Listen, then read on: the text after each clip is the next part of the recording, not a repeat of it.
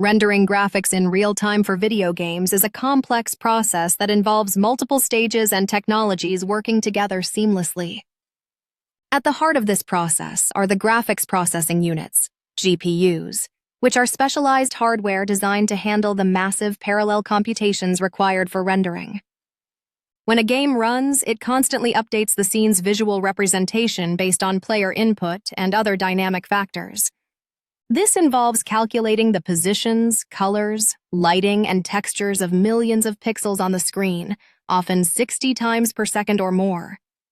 The rendering process begins with geometry processing, where the game's 3D models, made up of vertices and edges, are transformed into a viewable perspective. This involves transforming these models from their local coordinates into world coordinates and then into screen coordinates using matrices.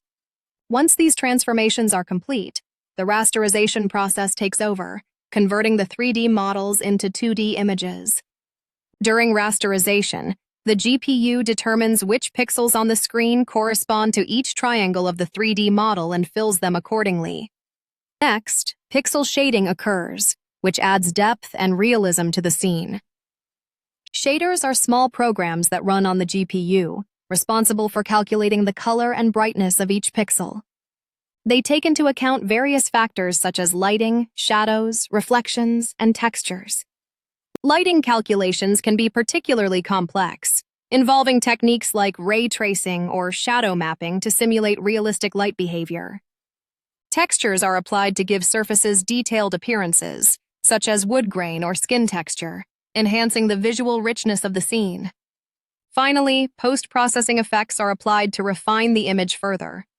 These effects can include anti-aliasing to smooth out jagged edges, motion blur to simulate speed, or depth of field to mimic camera focus. The final image is then sent to the display, completing one frame of the game.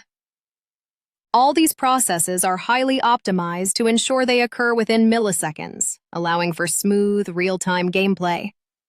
Advances in both hardware and software continue to push the boundaries of what is possible in real-time rendering, bringing increasingly lifelike visuals to video games.